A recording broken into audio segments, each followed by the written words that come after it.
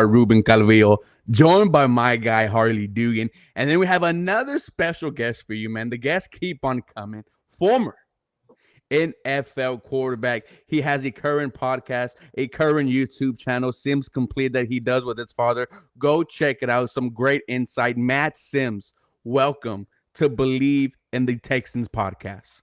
I appreciate it. Thank you so much for having me, Ruben and Harley. And let's get into it, man, because there's a lot to talk about these Houston Texans right now, and it's exciting. So CJ Stroud, the story of the NFL right now. What does it mean for a rookie to be doing this? And no one expected the Houston Texans to be where they were at right now. We were supposed to have one of the worst rosters coming into this season, but 5-4, shocking the world. And there's no question why this Texan offense is working. It is because of CJ Stroud. No doubt, man. And this is exactly what you do with all of that prep in the offseason. When you're preparing for the NFL draft, you are looking for a franchise player like this guy, CJ Stroud. And the fact that he's doing it so soon and making so many football plays look so easy and so routine, like he's been an 8-year vet right now, is just absolutely ridiculous. It's really it's been so enjoyable to watch as a former quarterback and a guy that really enjoys offensive skill players and just what the offense can do schematically and the execution of it. This dude's putting together some like real coaching clinic kind of stuff right now as a rookie. And I even said to my father on our podcast the other day, Sims Complete, I was kind of like, man, unfortunately for him, he's setting the bar so high as a rookie. I don't really know how he can match this his sophomore season. But until then, we got to enjoy the show while we can, because this is special and this dude's playing lights out. Mm. He's absolutely special, man. It is so much fun to watch as a Texans fan. We haven't had a star quarterback like this ever in our history. We almost had one. Almost. and then some stuff happened. And, we don't like to get into it. We like to get into CJ Stroud. You played formerly you were on the Atlanta Falcons at one point.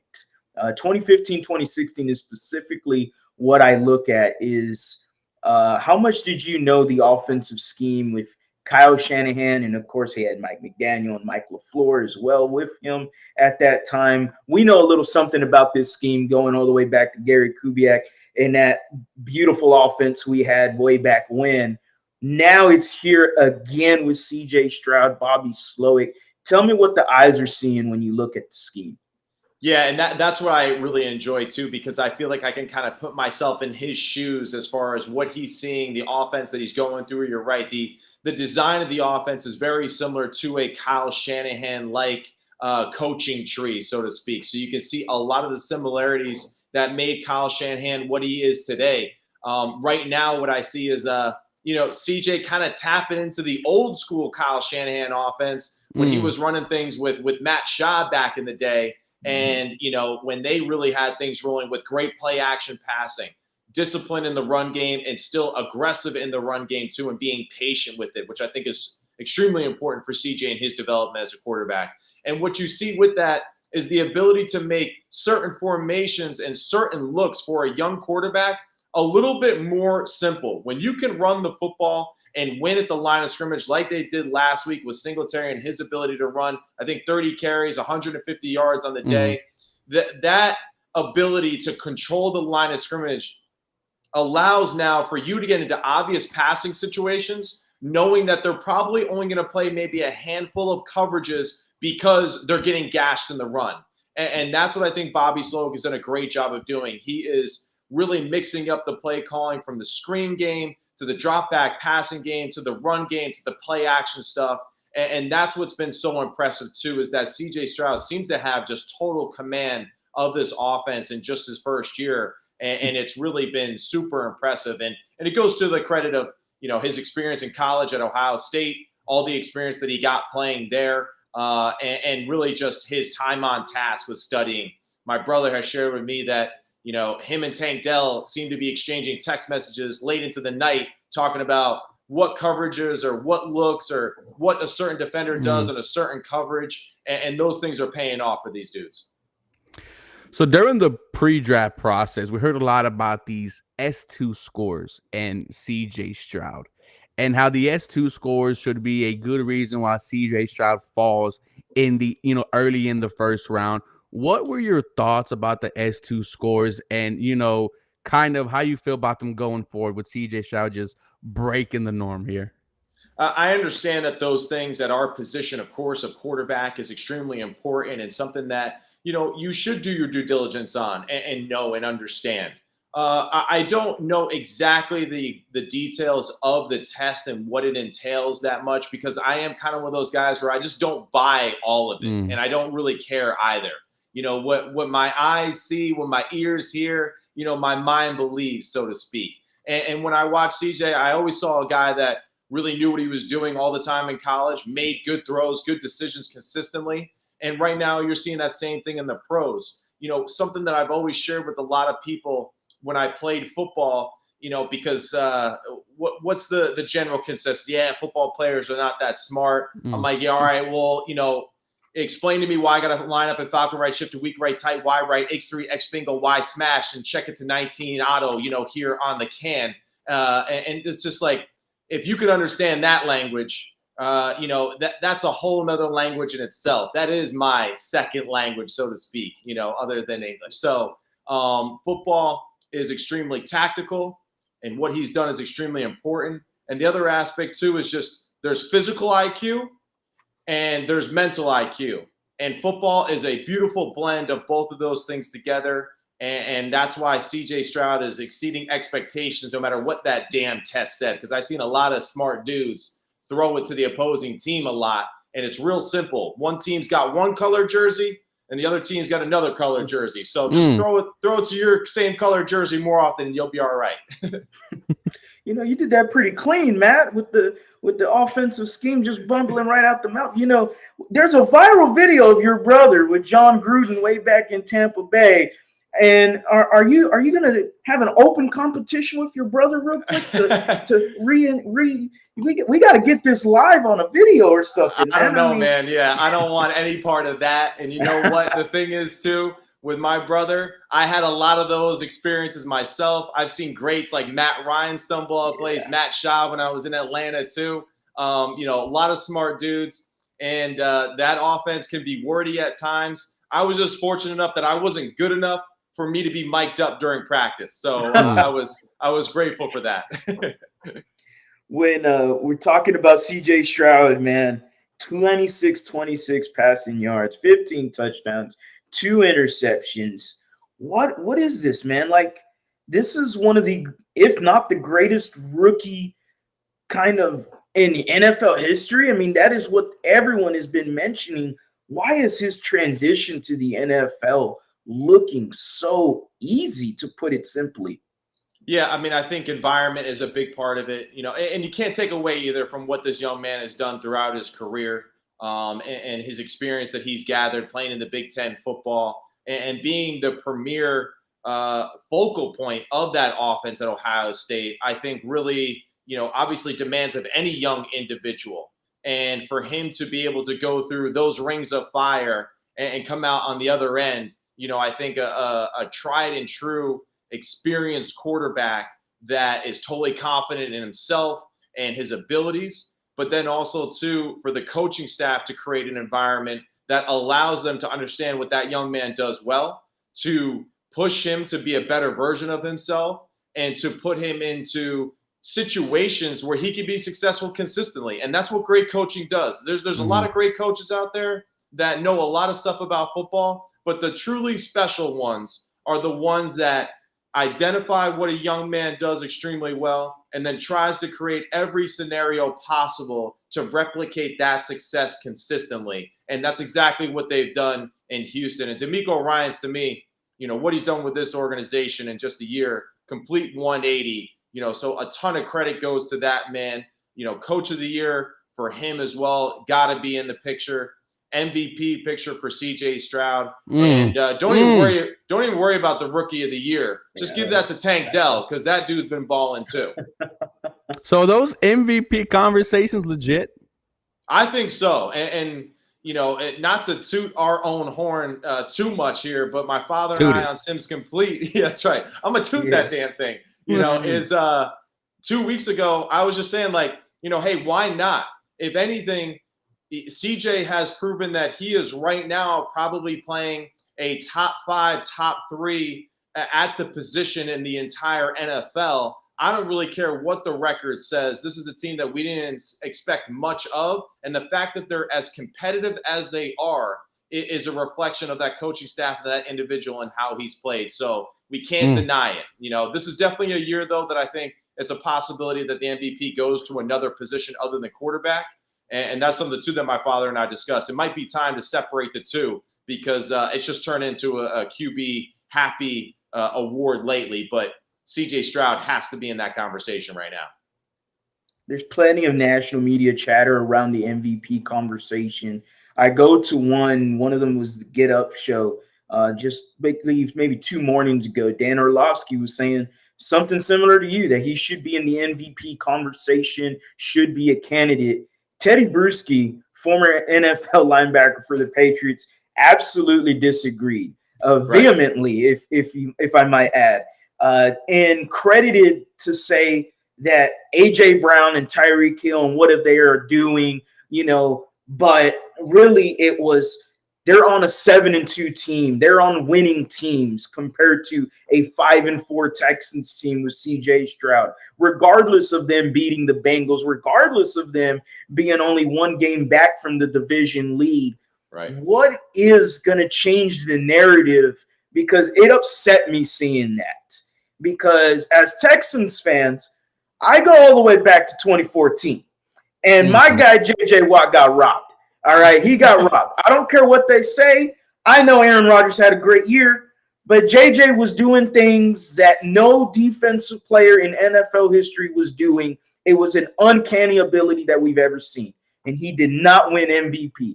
So if C.J. Stroud loses MVP to a wide receiver, I mean, I no disrespect to the positions, but I've been told you got to win games, and it's a quarterback happy award.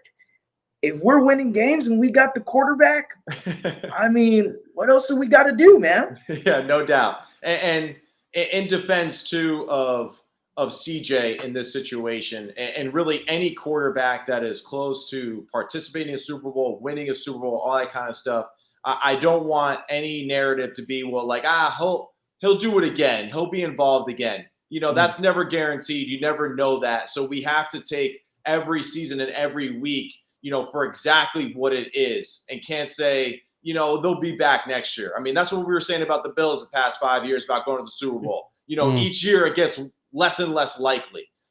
Teddy Bruschi, excuse me, I think he's coming more so from that old school, mentality, that he's a rookie. And as a rookie, hey, you can win Rookie of the Year, you can win Offensive Rookie of the Year, all that kind of stuff. But to be the MVP, maybe a little too much too soon. And I understand that, but it is the most important position on the football field. It is the face of your franchise. And the fact that the Houston Texans, who were picked, like you said earlier, Ruben, as one of those teams that probably was going to finish close to dead last in the league, for them to be as relevant to go into Cincinnati and beat Joe Burrow at Joe Burrow's own game, the throws that he made in that game too, they were MVP-like moments in that one. The 2 game-winning drives, I mean, hey, versus Tampa Bay, those 2 throws that he made, the one down the sideline to the left there in between the 2 defenders, maybe 2 or 3 other QBs in the NFL can make that throw or would even actually be willing to attempt the throw. I'll say that, because there's some vets out there that wouldn't throw it because they might be worried about the stats, and so to speak. So, the fact that he's playing fearless football right now, he has to be commended for what he's done right now. And if he's one of the top QBs in the league, automatically he's got to be considered for the MVP because, like you said, it is a QB-heavy award. But guys like Myles Garrett are going to make it extremely difficult. He's a guy, like you're talking about with JJ, absolutely should be in the conversation. I totally agree with A.J. Brown and Tyreek Hill. Those dudes are absolutely the heart and soul of their football teams in so many aspects. And, it's going to be a really fun race for sure. And we shouldn't judge CJ off the fact that he's just a rookie. This dude's playing veteran-like football, and he's the epitome of what the NFL is all about right now, is that you just never know. We're talking about the MVP. Mr. Matt brings up the game-winning drive last week against the Tampa Bay Buccaneers, a game-winning drive this Sunday against the Cincinnati Bengals. We had former Ohio State Buckeye Chimdi Chekwa, play the NFL Oakland Raider, and we asked him, who do you compare C.J. Stroud to? And he brings up Tom Brady. And that's kind of crazy because this is the GOAT of football. And I have to ask you, Matt Sims, right? Who do you have a fair comparison for CJ Stroud? Yeah, I'm not a huge fan of the comps and all that kind of stuff, because I feel like we do kind of fall into stereotypes occasionally with comps, and it's disrespectful sometimes, I think, to the players and who they are as individuals and what it takes to be great in this sport. But to play the game, Ruben, just to play the game, all right, I'll say. Actually, I'll take a little line from my pops today. So I was talking to my pops, and he was just like, he's Joe Burrow 2.0 right now in the NFL. Came onto the scene, and you could already tell that he was like a dude, And here's CJ Stroud doing that same thing in a faster time frame. Tom Brady was doing those type of things, no doubt, the game-winning drive and all that kind of stuff.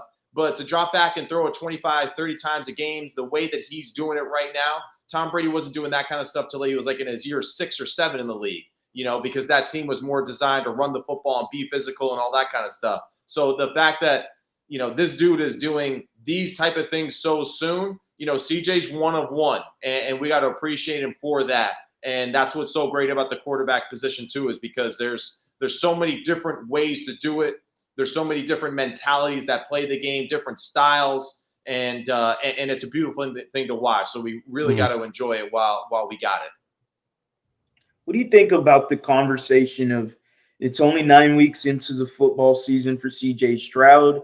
And yes, he's having a magnificent year, but the constant chatter across, I don't know what was that, the constant chatter across other fan bases that are, I would say, maybe a little hate in their voice when it comes to CJ Stroud's success early on is, well, defenses are going to get aware of what he's doing year 2, year 3. What do you know about that as a quarterback, as a former quarterback?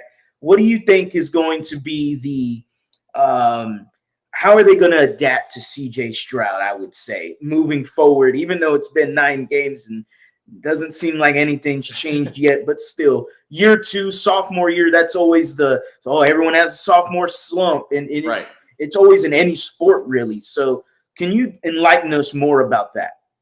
Yeah, I mean, hey, the fact that it's possible that he could have a sophomore slump because he's already up on top of the mountain right now, and to think that, he's going to ascend even higher, it is hard to believe, I think, for some people. At the same time, though, that's where these debates, I think that's just fandom. That's just fans being jealous, maybe envious, that their quarterback might not look as good as this dude, even though their quarterback might have been in the league for 4 or 5 years already. And that's why we have to throw out the he's a rookie type of, scenario or label right now with the MVP thing, because it doesn't really matter. Who cares about next year and 2 years after? Right now is what's most important in the NFL. Right now is what's most important for everything in life, right? To be in the moment. And in this moment right now, CJ Stroud is arguably a top 3 quarterback in the NFL. And some could really argue, and myself included, as him maybe being the best quarterback in the NFL at this very moment. Now, to do that consistently, man, I look forward to it. I can't wait to watch it. And, the possibility of having adversity is extremely high, right? We all know that. When we're up on our highest and we're doing our greatest, all that kind of stuff, you know that adversity is knocking at any time in an unknown time. So he's going to have some adversity, but right now, dude is showing out, and we got to show that love and respect for it and enjoy it and for this moment, because that's just really how it is.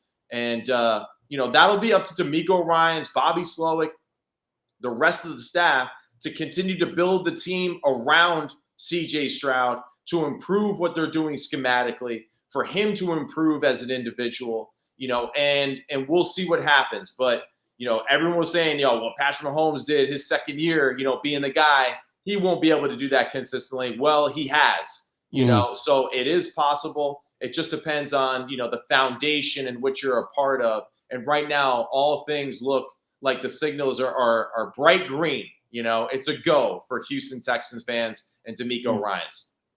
I want to ask you about two more rookies. The guy selected behind C.J. Stroud, Will Anderson Jr. And then probably your thoughts on Tank Dell being the biggest steal, one of the biggest steals of this year's draft. Our boy Harley was all pre-draft about Tank Dell. This dude is special, the best robber in college football, and it looks like it's paying out, man. What are your thoughts on the other two rookies besides C.J. Stroud? Yeah, so for Will Anderson, we'll start with him, right? It's just that to be a dynamic defensive lineman in the NFL, like, dude, this isn't college O-lines anymore. The schemes, everything that's coming at you is a little bit more differently. It's a little bit more complicated. College football, is pretty simple for the most part. Spread it out, win one-on-one matchups, and let's just kind of keep our playmakers involved as much as possible. In the NFL, you see a lot of coaches doing a great job of taking playmakers out of plays a ton by scheming it up, formations, attacking them from different angles. You see all the great teams do that a ton. So Will Anderson kind of going through a different growing pain at the position because his position, there's a lot of dogs in those trenches, man. So he's got to get better at that hand fighting stuff. He's got to get better at using speed to power, power to speed, and developing more pass rush moves. The one thing you do notice in what flashes is dude is strong. Dude can definitely control and throw some people around. I think the one thing he's lacking right now, though, is just he doesn't have enough tools, so to speak, in that pass rush capability that works so well in college where he could just overpower some of those college dudes. And the pros, they know how to anchor a little bit more. They know how to take away your strength a little bit more consistently. So he'll develop that stuff with more repetition and being around guys like D'Amico and Grenard, who's been phenomenal for Houston. I think he'll improve, from next year dramatically. And then, sorry, my bad, I forgot. And then Tank Dell, man, Harley, you were spot on, man. This is a dude that I think was unnoticed, and I love the story too that you've heard, that I'm sure you guys have heard about C.J. Stroud kind of telling everybody at the Houston Texans that like this guy Tank Dell is legit. He's a good football player. They developed that relationship with each other, and it's paying off, man. It really is, and it kind of just goes to show you that with his just natural ability of route running, catching, accelerating after the catch, being smooth and graceful at the position. His get off at the line of scrimmage, his releases are legit, but also too to have that chemistry with another individual, especially your quarterback. It is something that is real. And when you can develop that as quickly as they have, it's exciting times. So this could be a great dynamic duo for a long period of time in the NFL. It's fun, man. And when we're looking at the future of the Houston Texans, me and Ruben have both said they hit it out of the park. Nick Caserio got your head coach of the future and your quarterback of the future. And that is something extremely hard to do in the NFL. Man, what is it with this Houston Texans team? They're 5-4. D'Amico Ryans and company, the whole staff. It's been refreshing here in Houston. We were expecting maybe a 6-win year. That's what we were predicting. Maybe a 5-6 win year, and everything has exceeded expectations. So what is it right now? How are the Texans doing this? And the second question is, how are they going to handle success? Yeah, those are all things that I think culture will really be the main thing in this discussion, right? And that stems right from the top of the ladder, right? And D'Amico Ryans and his ability. And I think the great thing is that this is a guy that's been around a lot of good football teams. He's been around a lot of good head coaches and coaches in the assistant ranks too. And he's going to take those lessons and he's going to apply those, as best as he can, in his own voice, in his own authentic voice as a head coach, to keeping his team hungry and sharp. The one thing that we can kind of look at is like the New York Giants, for an example, had a great year last year, made the playoffs, exceeded all expectations. Man, it fell apart real quick. So the key really for Houston is just to continue to fill in the areas where they feel like they are lacking. And, some of those areas I think are on the defensive side of the football. If they can get a little bit more of a consistent pass rush from some other positions, especially on the edges to go along with Will Anderson, to go along with guys like Sheldon Rankins, who's been playing phenomenal, Jonathan Grenard, who's been playing phenomenal. If you can just add more depth to that position, something that DeMeco Ryans knows extremely well being in San Francisco, that's what their whole team was about, being really good at the front line, and then everyone else just kind of feeds off of that necessarily. And I think that's going to be kind of their recipe for success is get big, get strong, get fast in the back end. And then when you win in the trenches consistently, both on offense and defense, it makes your quarterback, it makes your linebackers, it makes your running back, everything else off of that much more beneficial and bountiful because you can win that physical matchup each and every week. Matt Sims, last one from me. Yes, sir. How is it like your entire life being around the game of football? I've been just been blessed with my life to be able to be around this game, to meet all the different peoples from different races and backgrounds and cultures. It's been truly a blessing to grow up in New Jersey, to go to a prolific high school that had kids from all over, to play in junior college in California, and to play with kids out from California, to play with, the Polynesian culture and to understand that, to play with kids that are growing up off Crenshaw Boulevard, in LA, then to have teammates, at Tennessee and Louisville, where I went to the other colleges I went to. I went everywhere in college, but to play with kids that grew up in Florida, grew up, in Texas, all these different areas of the country. It's just football is just the greatest melting pot in the world. And to be a part of that and to sacrifice my individual time and effort, to accomplish a greater goal with other individuals from totally different areas of the country is truly special, and something that is, as you can see from me right now, hard to encapsulate. But the brotherhood of football is a powerful thing.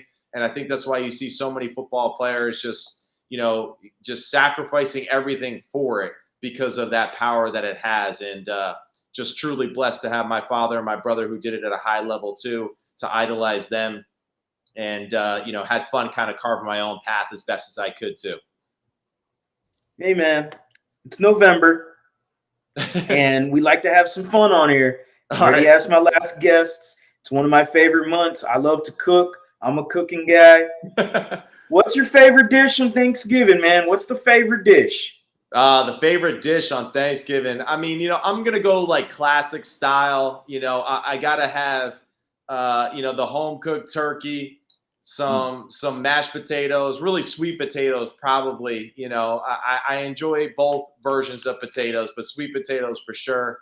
Some stuffing, and then, I don't know, whatever liquor seems to be popular that evening with the family, just mix it up a little bit. Yeah, just a little dessert, I don't get out of hand, but got to enjoy the holiday and give thanks for the many blessings that we have, and always enjoy watching football on that day with the family too. Ladies and gentlemen, thank you for being a part of today's Believe in Houston Texan episode. We were joined by former NFL quarterback Matt Sims, and shout out to you for having success on the football field, off the football field. Harley, real quick, let them know where they can find you. You can find me at @TheLead_HOU anywhere on YouTube. Just type it in. We're on the road to 5,000 subscribers, so I appreciate everybody that has tuned in and hit that bell for the noties, man. It's been a lot of hard work, so I appreciate everything. Appreciate having you on, Matt. Anytime you want to come back, we're open up to have you back, man. No, I appreciate it. Thank you, man. Extremely grateful for the opportunity to share the love and passion that I have for football with you guys. And, hey, man, believe in Houston. That's all I got to say, because it's real, dog, and they're not going anywhere. So let's go. Oh, that's right. Where can the Houston fans find you? Yeah, so Sims Complete on Instagram, YouTube. I got a YouTube channel, Sims Complete as well. It's a show with my father where we talk ball. Father and son just sharing their love and passion for a great sport that we both obviously enjoyed playing and being a part of too. So Sims Complete, Instagram, Twitter, YouTube channel. Appreciate you guys for having me on again. Really, truly, truly grateful. And guys, have a real blessed